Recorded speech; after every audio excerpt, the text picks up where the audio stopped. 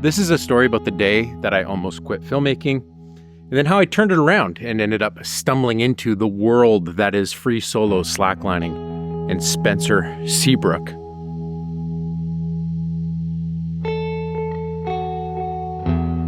This is a story and a message that I wish I could have heard 10 years ago. I think that would have made a big impact on me. And I wanted to put an update at the start here. And I know some of you might be thinking, Levi, when's the next adventure video coming? It's actually playing behind me right there. I've been working away in the edit cave, and I'm finally ready to share my alone film in a few days when I went up north without any food and floated a river system. It's an incredible video. I'm very proud of it. I'm excited to share it with you. And also the last update I wanted to squeeze in here quick is that this is the last day you can register to join me for my solo filmmaking cohort that's starting tomorrow. So if you want to join in on some solo filmmaking masterclass goodness with me, that would be awesome. If not, don't worry about it. You just watch this video. 8 years ago, I was gonna quit filmmaking. I'd been making videos for 5 years at this point, and I had been getting better, but there was still something missing. And I hadn't yet made a video that I was truly proud of. I'd made a lot of videos. I'd experimented. I had tried out a bunch of different things. If you go over to my YouTube channel and you sort by oldest videos, there's a lot of videos over there. A lot of them are kind of interesting and a little rough. These were the kinds of videos that I had spent a lot of my time making when I was getting into this, was videos like this, videos of me just simply practicing the process of making a video. This was a self-filmed video I did of me riding around a construction site on my BMX, edited quite aggressively to some music. Wow. There's the peak of my athletic abilities right there. I had been making videos for 5 years, and I had been experimenting with it, getting better at it, but I hadn't made anything that felt that connected with people, that had story in it. And it wasn't for a lack of trying. I tried over and over again. I thought, okay, we need to make a documentary about this thing, and it's going to take 6 months and a lot of people. And I kept trying to, I actually made several Kickstarters and spent a lot of time trying to figure out, okay, how do we get funding? Because I want to get money to then make this thing and buy the sliders, buy the lenses that we need, because we need equipment. And multiple times in a row, I got really excited about taking on this massive documentary, and then I wouldn't follow through, or I would start filming it, and then I would notice, this is not going the way that I want it to. The project isn't coming together. And after a certain point, that can really start to grind your gears. It can really, really get to you. And I had decided I wanted to do this filmmaking thing. I mean, in my Instagram bio, I had storyteller and cinematographer, which I felt like an incredible imposter having that in my Instagram bio when I really felt like I hadn't told any meaningful stories yet. I didn't even really know what the role of a cinematographer even was, but I just thought that sounded cooler than videographer. And maybe you can relate to that. I'm hoping that you can, that you've been at a place before where you felt you could make better things, where you knew you had more potential. And especially in the era of video making that I grew up, it was a beautiful time. Like this right here was my first camera, the Canon T2i. And I made so many videos with this thing. And this unlocked a way of filmmaking for at an affordable price. So I was able to buy this while working a part-time job at the very bike shop that I now have my new studio in, which is just fantastic. And this camera was awesome, but I bought it in 2011. And by the time it was 2013, 2014, my equipment was starting to really show its age. The quality wasn't really matching up. And so I had failed at multiple projects so far, and I knew I really wanted to do a documentary, and I was telling people I was a storyteller, but I still hadn't done it. And then I started to tell myself these excuses like, it's the gear. It's the fact that I don't have gear. A new camera is going to be so expensive though. How am I going to save up and buy this camera? And I got to this point in 2015 where my full-time job was coming to an end, and I had a summer before me. And usually the best advice at the time was like, if you're gonna try and make the transition into doing the filmmaking thing full time, you should save up some money ahead of time. You should have some clients lined up. But most of the client work that I'd done to that point was not really related to what I wanted to make more of. So I didn't really want to work more with the clients I had in the past, because I had been freelancing with video alongside my full-time jobs, my part-time jobs alongside school. I'd been freelancing and tinkering, but I hadn't really developed a client base. And then my full-time job was coming to an end. And so it was ending in the spring, and I had this summer before me, and I knew I had this big problem. I had a problem that I hadn't yet made a story I was proud of. And then my next problem was I didn't have the gear. And then my next problem was I didn't have the experience. And then my next problem was I had no audience. I think at this point I had 500 subscribers after 5 years. And that was even after having some videos that did quite well. Like I made some of these biking videos at events. And what I would do is I would try to have the first video up from an event the next day. That was my way to be different. So it wasn't going to be the best filmed video, but I was going to be the first to the internet. And I did this multiple times actually, where I would get home from the event, edit all the way through the night, get that video live by 6 a.m. the next morning. So that way people could watch it and then it would drive traffic to my YouTube channel. That was one of my first videos that did 30,000 views, which was amazing.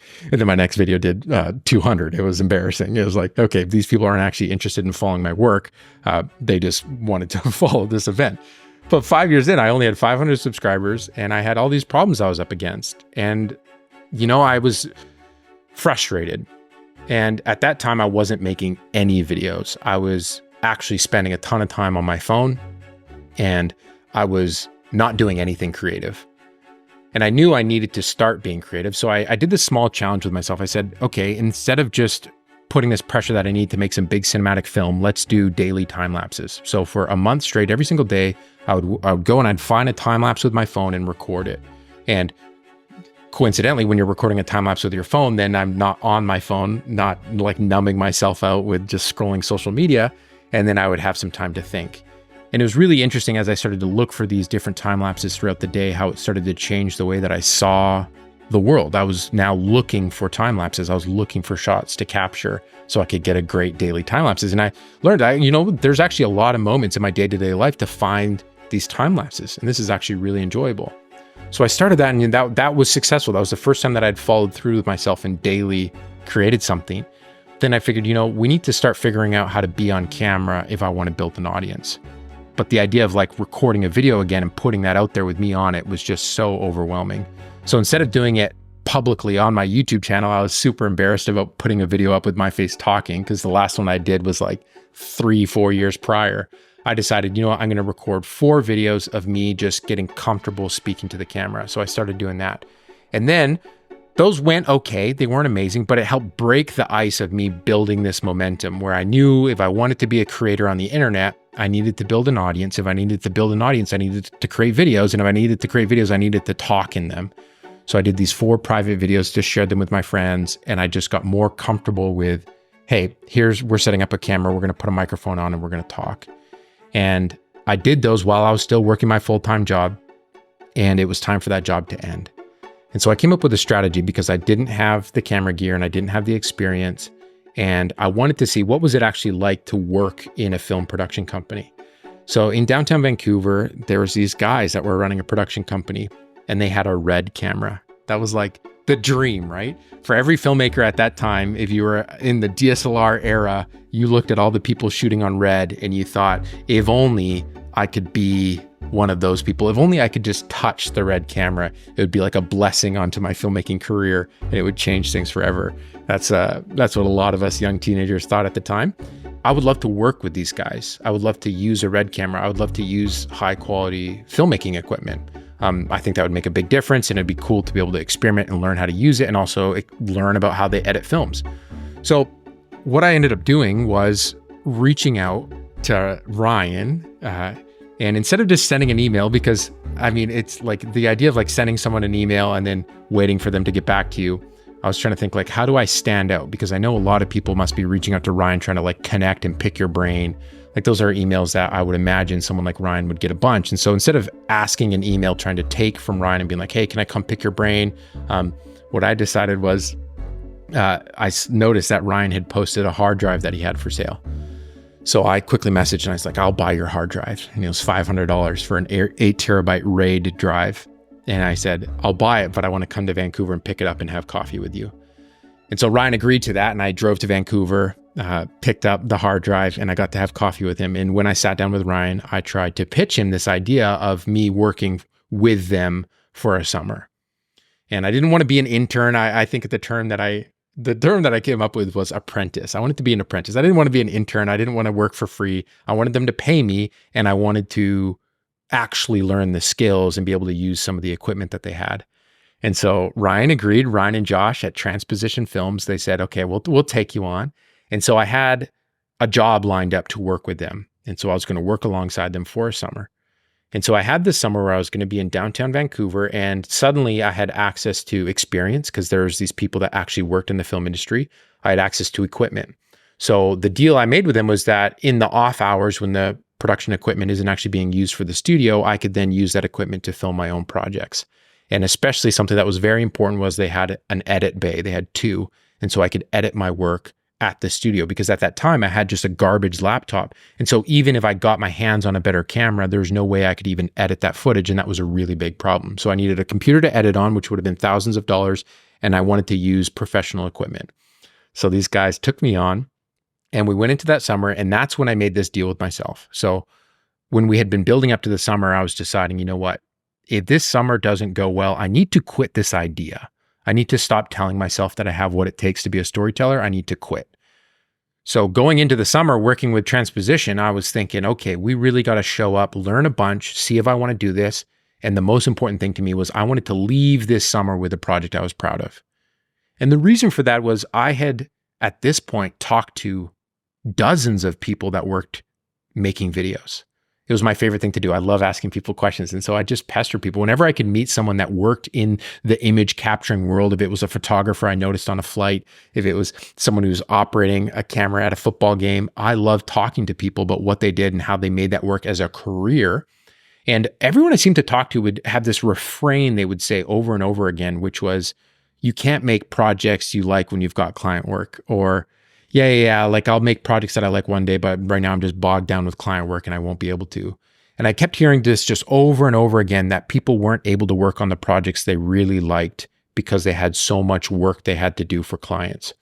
And I heard that and I went, you know, I don't want that to be my next 10 years.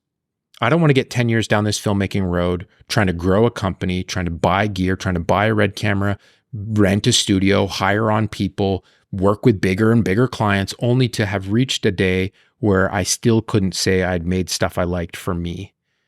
And my solution to that was, we are going to start my filmmaking career with something I'm proud of, or this isn't worth doing.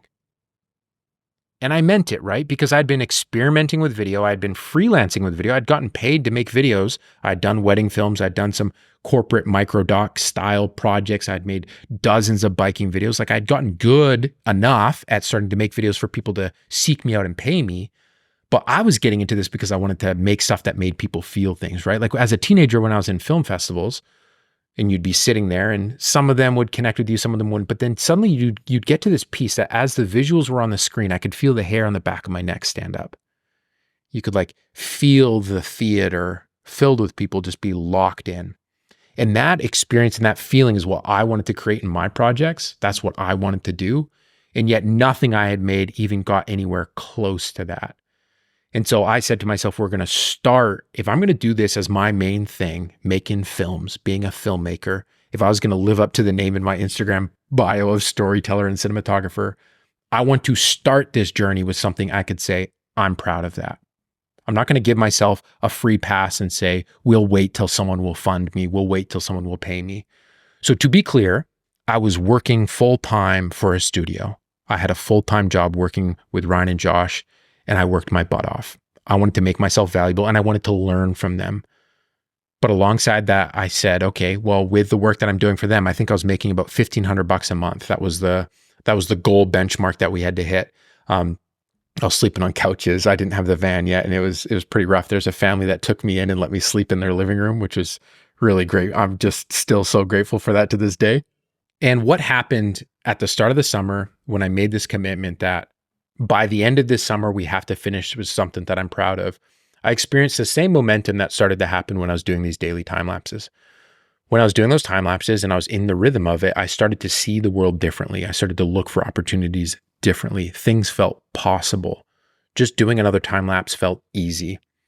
And so when I made this commitment that we are going to make a film I'm proud of this summer, what happened inside of me was I started to look for what could I make the film about? Because if I told myself, okay, you've got one summer, suddenly the urgency's on, I can't put it off to next year. The problem with most of my earlier failed story projects is that they were way too big, way too large in scope. I wanted to film and follow someone for 6 months. I wanted to do some project that's spread across all of North America. Like I kept having all these massive ideas. And of course, they were almost impossible to follow through with because I didn't have the skill set to back it up. Like, where do you even start? I was writing all these Kickstarter pitches, trying to get people to support a filmmaker who had never made a film so that way I could buy a slider. Like, what are we doing here? So I started seeing the world differently and I started looking for a story to tell. And I thought back to who did I look up to growing up? And what I looked up to was a lot of these filmmakers that made these like micro documentaries on Vimeo. And some of my favorites would get something called a staff pick. At the time in my life, that was like the golden badge of indie filmmaking. I wanted to have a staff pick on one of my videos. That was a dream that I had. I thought all these other filmmakers that I look up to, they got staff picks. If I get a staff pick, that will change my filmmaking career. All these awesome projects are going to come in. It's going to be life-changing. So what could I make it about? Well, a lot of the filmmakers that I look up to in the adventure space, because I loved the outdoors, I love snowboarding, skateboarding films, mountain biking films. A lot of them were in areas that were already pretty busy. There was a lot of like heavy hitters in that industry. And the thought of making more films that people had already been seeing, to me, just felt like, okay, I'm just going to be another person and I'm not going to do it better than they did. So what am I doing here? And I started to realize, I need to find a category that isn't occupied yet. I need to find a topic. I need to find some way to stand out with this first project because that would be really awesome.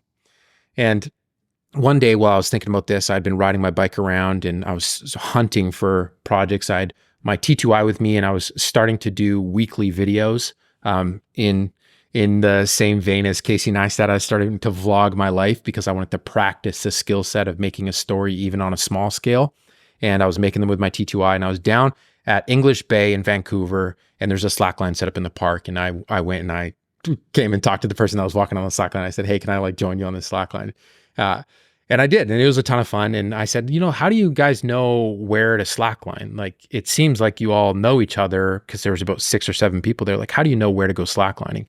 And he was saying, there's a Facebook group that you can actually join, and we post each time that we go and do a different slackline all over the city. It's called like Slackline Vancouver was the name of the Facebook group.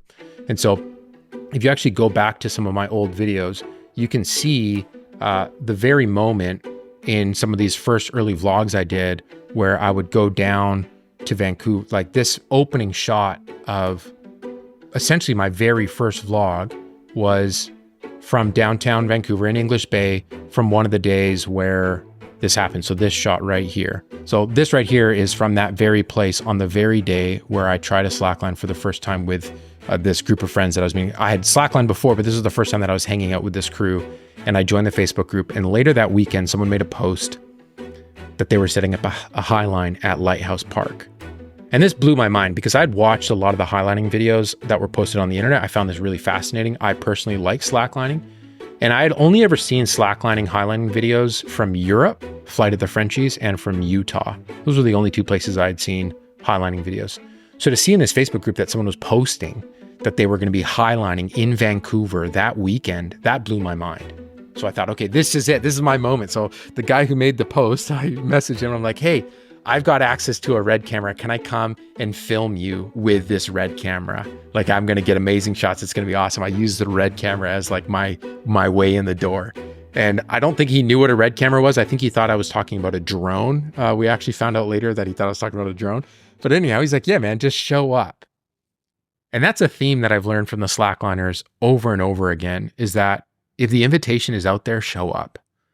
If you're in the community, actually get there. I did this so many times prior where I would email someone that I saw doing something cool and I'd be like, hey, can I come film you? And then I'd be annoyed when I didn't hear back. And the reality is, if I'm finding out about someone doing something cool, I'm probably finding out about it through video. And if there's already videos about this person out there, they probably have like dozens or hundreds of people reaching out trying to film them do cool stuff, especially in the world of action sports and that kind of thing. They probably have enough people. They don't need some young teenage punk who doesn't really know what he's doing show up. You need to find areas where there's a need, where there's not much content. And in Vancouver at that time, there was essentially a couple highlining videos that you had to search for actively. They were not out there being made.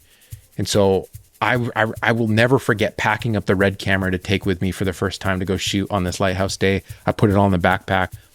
I'm from a farm town. And so when in the city, I mean, there's buses and stuff, right? And I remember going out to catch the bus. And this was my first time doing that. I was like actually legitimately nervous that I'd get to the right spot.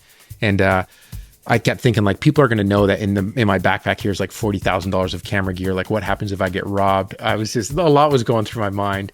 And I got about halfway through the bus ride when I just mentally realized I don't have the monitor cable. I don't have the very cable I need to actually use the touchscreen of the Red. It was a Red Epic. And so you need the touchscreen to change the settings. And I didn't have the cable. So I got off the bus, got back on a different bus, went all the way back to the studio, went out there again. So I showed up at Lighthouse Park and I head down there with the Red camera, all excited.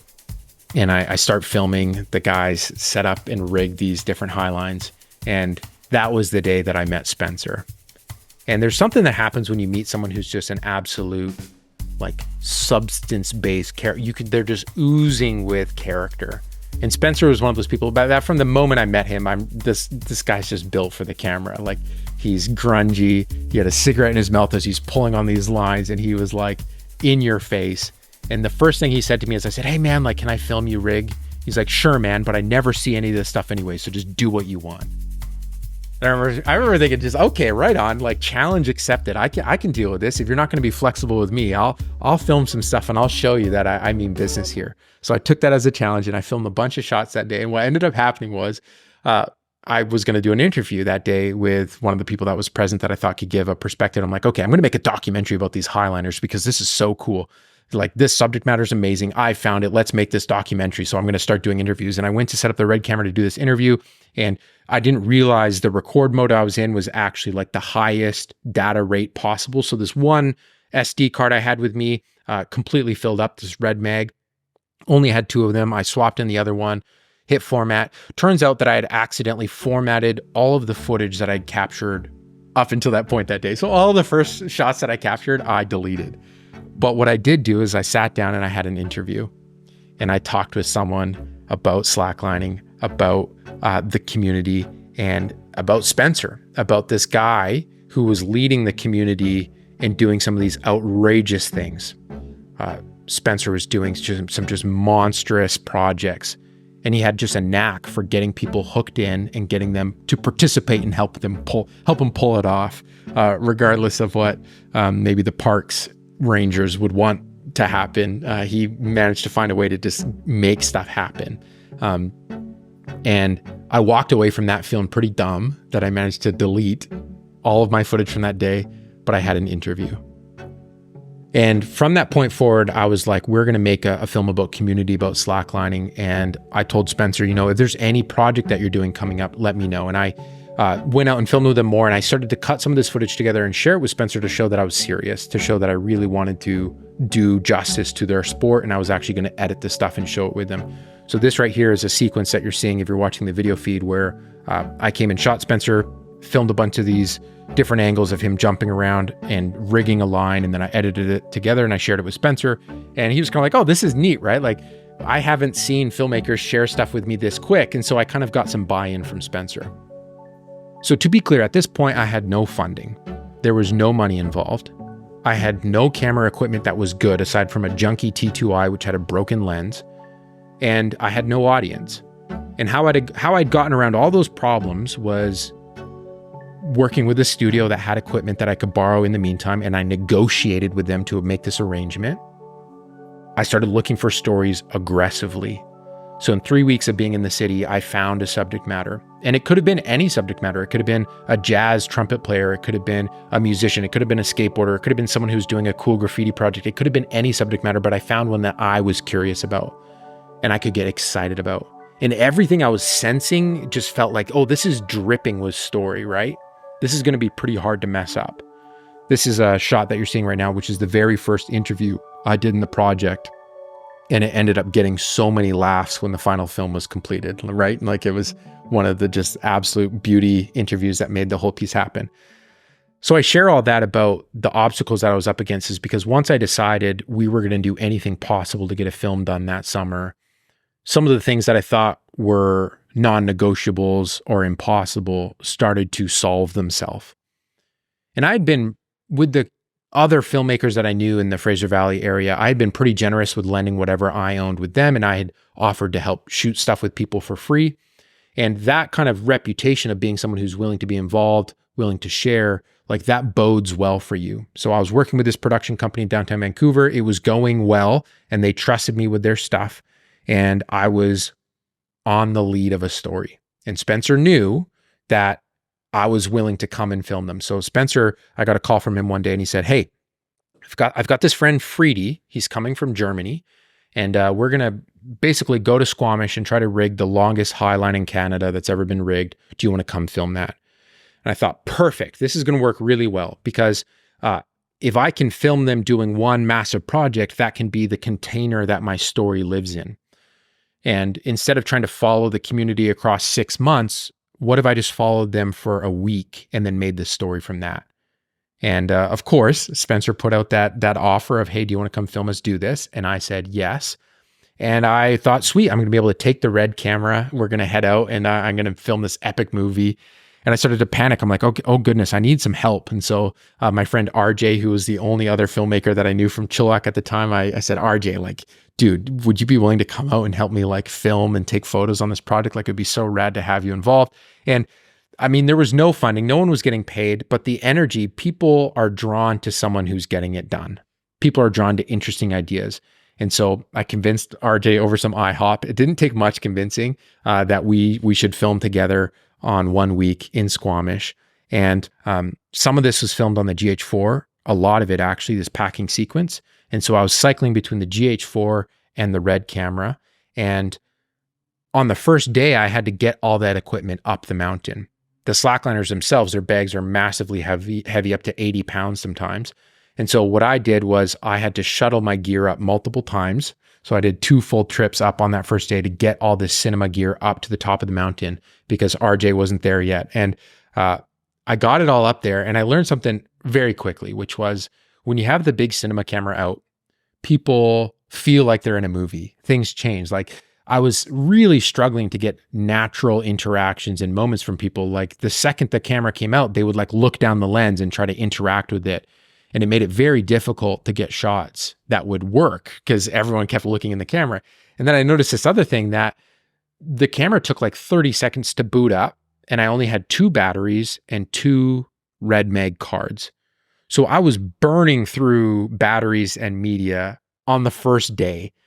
And what I started to do is set down the Red camera and I would pick up the GH4. And what people felt when I picked up the GH4 was, hey, now this is like just the mess around camera, the behind the scenes camera. This doesn't matter. And that ended up being the best thing that could possibly happen for my film. People felt like the proper camera was the Red one. And when I was messing around with the GH4, filming my shots, I was just playing around for YouTube. And so that's where I ended up getting a ton of these moments in the film where I'm just standing next to people with a wide angle lens on and talking to them. I'd get nice and close and just have conversations with them. Having the GH4 be something that was disarming for my subject matter. And I started to actually get some really nice moments on the cliffside here, chatting with people, asking them what they were thinking about. And I was just right there in the thick of it. And I started to develop a sense of like, in these films, I want to give people a feeling like they're there, like I'm experiencing it. And that was maybe the first time as a storyteller, I started to develop a sense for what my style was. Like, what is my voice as a storyteller? And I knew I wanted to give this feeling to the viewer at home that they were also sitting there on the cliff edge. So this shot again right here with Michael, I'm just standing there next to him with a wide angle lens. And then I proceed to have a conversation with him. So all these moments like this is just me hanging out with the GH4. And it ended up being such a better experience than when I'd hold the big cinema camera. So here I had been thinking the whole time, all I need to do is get my hands on a Red camera and it's going to make my film effortless. And then it turns out using the Red camera as a one-person team was really hard. It would take 30 seconds to boot up. I was burning through my memory and I was stressed because we were going to be up there for 5 days. Like, how do I do this? So I had borrowed a drone. I had borrowed all this gear, but it ended up becoming the GH4 that I had borrowed that was getting the gold, getting the stuff that I really needed to make this project work. Just absolutely epic stuff, just standing there on the cliffside, getting able to see people and the community thrive. And this was awesome for me. It was great to be there on location, to be seeing this stuff happening, and to just be sinking my teeth into a product that I could be really excited about. It was very special. And when you're there in person, it opens yourself up to some unique things to happen that you might not have planned for. So my plan when I went into this project was I wanted to make a piece about community and how can you get people together around an idea. And I was going to film it in these 5 days, edit it together into a 10-minute video, and it was going to hopefully have some more feeling in it than my last pieces. And what happened was, by actually being there, I was standing on this pillar where you see this shot coming from right now. But I'm standing here on this pillar. Spencer walks towards me, and it's a vertical pillar that you can't climb off it when someone's on the High Line. So I climbed up on top of it. Spencer walks all the way over to me, and then he proceeds to actually, first he ties the rope to his ankle, and then he proceeds to, I'll just show you the shot right here. So we didn't talk about it. I didn't know he was going to. I didn't want him to, actually, which doesn't matter because he's not going to do what I want anyways. But I was standing on that pillar. Spencer walked up to me with a harness on, walked away. And then before I could get off the pillar, he was walking towards me like he is now with a harness off. And so by just being present, this is the shot right here. This was the first time I saw Spencer solo. And this was visceral. I just felt like completely overwhelmed as this was happening. I can't say I really enjoyed it happening. It felt like it was happening to me. And then right here at this exact shot, he looks in my eyes as I'm holding the camera. Then he says, "I effing love this." And he's just looking right at me. And I'm like, oh my word. Like, what have I gotten myself into? This is mental. And he proceeds to walk off the line straight towards me. And we have, to me, which is my favorite moment from the film, the emotion that was just exploding out of Spencer here was something that I had never experienced before. I'd never seen someone that close, and it was visceral. And to be able to stand there with a single small camera and capture that, and to know I had that moment, was wild for me. This is so cool. And at that point, I'm like, sweet, we've got a documentary here. I've filmed for 5 days. They ended up rigging the longest line in Canada. They walked it with leashes on. I actually don't think they sent it, so they didn't walk beginning to end without falling, but it was like, oh, hey, there's something engaging about this. And then we've got this unique layer where Spencer does soloing, which just hurts my brain. But it'll be like wow factor in the actual edit itself. And so I was planning to make about a 10-minute film, and I was so excited. And I hope you hear from me just some of these lessons that I had as far as like realizing the real power. If you're going to be there as a small team, having a single camera in your hand and being able to be present and be relationally engaged with the subject matter made all the difference, right? Instead of being a big fancy production crew, the red camera actually stayed in the bag most of the time, and it was the smaller camera that really enabled me to get these amazing moments. I'm super grateful that my friend RJ was there for that first filming portion. He grabbed some awesome shots and some photos, and it was helpful to like rope some people in to actually participate in this excitement. And after those 5 days were over, I was pumped. I had a film. So I was very excited to get back and start editing it. We started editing it, and about a month later, I was on a sailing trip. And when I came back from the sailing trip, I had 8 missed calls from Spencer. For me, I didn't want to know when he was going to solo. If I was there, I would film it, but I didn't want to make plans around it. And so when I got back from this trip, I had 8 missed calls from Spencer. And the first one was like, hey man, in 2 days, I'm going to go and I'm going to rig the itis. And the implication was, we're going to do it. And then he calls me again, and I had multiple voicemails escalating where he's like, dude, I want you to be here and film this. And the next thing I'm thinking, like, okay, I might, one of these voicemails might be a really bad voicemail where I find out Spencer hurt himself and I'm getting a voicemail that he's sitting in a stretcher somewhere. But the very last voicemail was him just like through the roof excited that he had actually walked the world record line.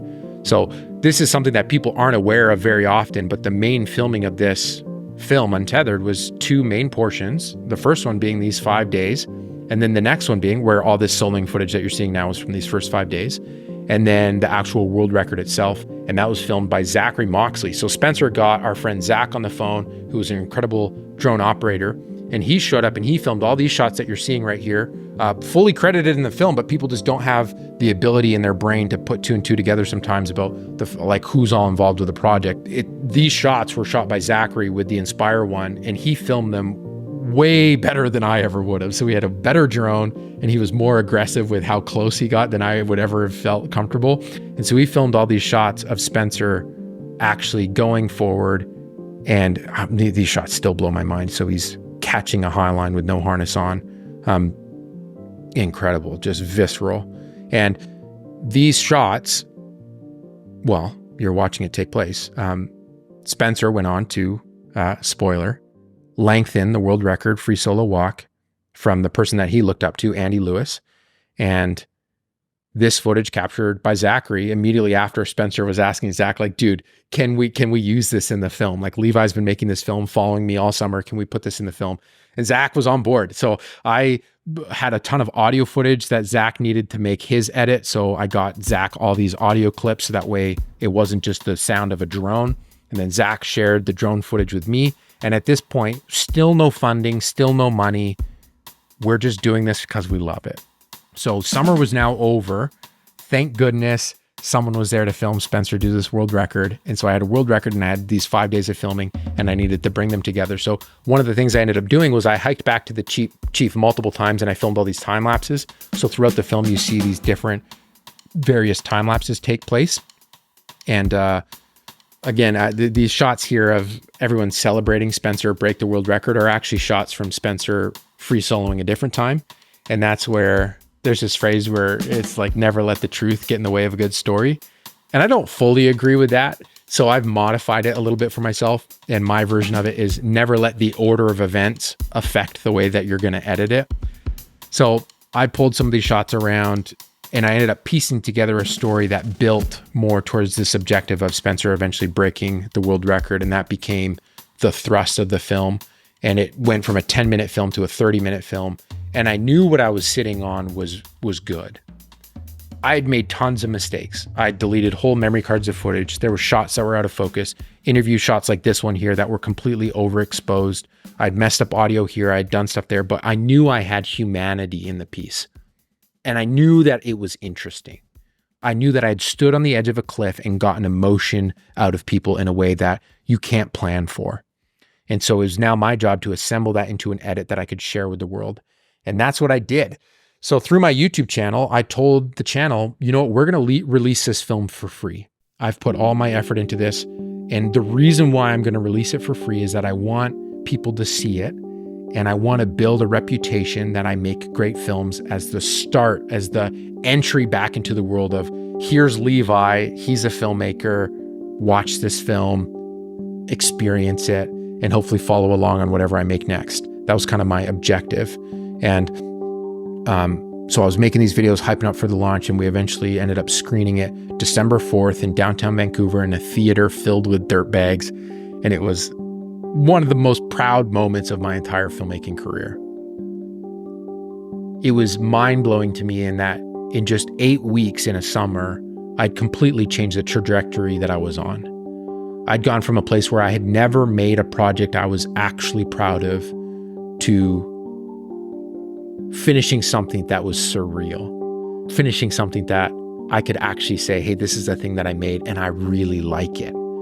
And man, what a special moment for any person who cares about storytelling, cares about wanting to be a filmmaker, to actually finish something for the first time that you can really get behind. And that's one of the best feelings ever. And I wish that I could have, like, to tell other people that are in that similar spot that want to do better things, it's hard for me to try to convince them that they have what it takes right now. And even as I say that, I hear the objections that myself would have said. I would have said, well, I don't have access to a Red camera. Well, I don't have access to an edit bay. Well, my job is too busy. And those are all true things. But what we need to do if we're going to do self-funded projects is we need to find a way around those problems. So still to this point, no one was giving me money. I tried to find some people to like sponsor it. No one was going to sponsor it. I couldn't get any money from anyone, but I needed to like level it up. So At the studio I was working with, Ryan was a colorist, and we really needed the film to feel professional, to feel aesthetic, to feel like it was one big piece. Because by the time this was all said and done, I had used no less than 12 different cameras on the production, and all of them felt quite different. And I knew sound was going to be such an important part of this. So I convinced Ryan that color grading this project would be a really good idea. And he agreed to, which is amazing. And then I also, another sound designer, Keith White, who had been sound designing for like Red Bull's last 10 films, just an absolute legend in the adventure film space. He had told me once at a screening, like, hey, if you have a project you're working on sometime, like I'd love to be involved. So I followed up with him and I said, hey, this is a little bigger than just like a small project, but I have a film I'm sitting on. I don't have a lot of money. I'm paying for it all myself. Are you willing to maybe do the sound mix on this? And he said yes. And so he did that initial sound mix for $500, which was just such a gift for Keith to do that. And the end result is a film that feels very much like a film. It feels like the cohesiveness that ends up happening when you've got a great sound mix and you've got a color grade that brings the whole thing together. And this film went live on December 6th. So we screened it December 4th. It went live December 6th of 2015. And I felt so proud to be starting this next era of my career, having made something that I was proud of. And what happened was it did pretty well. It ended up getting my goal was to get a staff pick, and we ended up getting that staff pick. So we didn't just get the staff pick. We actually ended up getting pick of the month, which was very cool for me. That was not anything that I ever expected. At that time, the industry had changed a little bit. So when you got a staff pick, it no longer was like your industry break-in moment. You didn't suddenly get like hundreds of emails of people begging to work with you. So that part of the story didn't necessarily work out. But we got this film live, and it kind of did its course on Vimeo and YouTube. And in that process, multiple people reached out about taking it to broadcast, taking it and playing it in different avenues and playing it in film festivals. So I never actually personally submitted this to any film festivals on my own, but I ended up getting dozens of emails from people asking if they could play it in film festivals. So I ended up doing a run of film festivals globally, ended up winning some different awards, which was very exciting. It got like, it's just so cool to get like a box in the mail with an award for a film that you made. Like that's pretty special. And I talked to this company about taking it to broadcast, and I really wanted to keep it on the internet, but at that point the views had kind of tapered off. So it had done about 100,000 views on YouTube, and it had done X amount on Vimeo, and there wasn't really many new views coming in. So we ended up going down this pathway of bringing the film to broadcast, which meant we pulled it down from YouTube, and we had to upgrade all the music licensing, which was a big learning moment for me. So I ended up spending $5,000 upgrading all the music licenses, had to pay to get the sound remixed for broadcast. It ended up being a massive bill to bring it to broadcast. And then the sad part about it for me is that the company that brought it to broadcast ended up screwing me over and not paying me. So it was this conflicting moment in my life where I got to say like, wow, my first self-produced film went to broadcast. But I ended up having to spend $5,000 of my own money to do that. And I never got my big paycheck. It never happened, which is such a bummer. Because I kept thinking like any day the money will come through and I can use that for my next project, and the money never came through. So after a tumultuous relationship with this broadcast company, I put the film back up on YouTube. And this is actually great timing because Free Solo, the documentary, was coming out. And so there was a lot of excitement around the topic of free soloing. And so when I re-uploaded it, I changed the title to The Terrifying Art of Free Solo Slacklining. And it ended up doing very well in the search results. It was being recommended next to all the marketing efforts that Free Solo, the film, was doing. And the second time it got uploaded, it crossed 1 million views in like 6 months. So it was cool to see the film have its second life and get to reach so many more people through being re-uploaded. I share all this because I'm a really strong believer that in 8 weeks you can make a lot of change in your storytelling. And if you're the kind of person that has stuff you want to finish, that you know you're capable of better things, I want to encourage you to set a challenge for yourself and pick a time frame and try to stick to it. It's really powerful in your life when you make a commitment to yourself and say, we're going to show up. Because at that point, I had been hiding.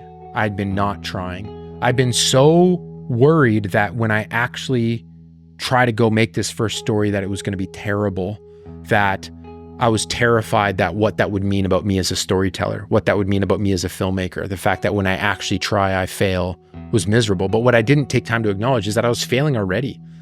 I had failed multiple things. And what I needed to do was choose a smaller project and actually finish it. And what that put forward in my life was then I was suddenly proud to be a YouTuber. Then I was suddenly proud to be making these videos on the internet. And we still, I think around the launch of this film, we ended up crossing 1,000 subscribers. I think that was around here.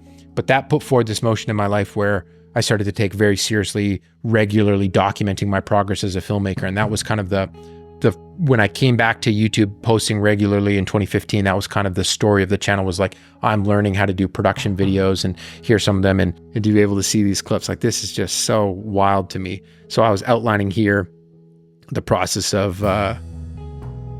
how we were going to distribute this film. This is so nuts. I didn't want to put a barrier between people and my film. And so I was going to break down that barrier by just giving it away for free. And that ended up being an amazing decision, and an even better decision the next time around when I uploaded it again for free. Here's me on the news talking about it after we released it. That was a pretty special moment. This was the theater that we got to play it in. I wanted to finish off this video by saying a massive thank you. If you've been following this channel for a couple days, a couple years, or since the beginning, I really appreciate you. This has been a very important part of my life, to be able to make videos, upload them, and then interact with people like yourself. And that's why I start most of my videos by saying, hey, friend. This isn't just about me trying to put something out there to reach the numbers. It's about connecting with one person. And so I'm hoping by sharing this story, if you're someone who might feel similar to I did and want to quit, maybe you shouldn't. And maybe if you don't quit, some pretty awesome things can happen. Originally, I recorded this to be an Adventure Film Academy show episode, because that's a podcast I do about all things adventure filmmaking. So if you want to dive into that, I've got this show where I just talk about the mechanics and the philosophy that I use to approach making adventure videos. I'd love to have you over there. That's it for this one. Remember, life's better when you make stuff. Peace.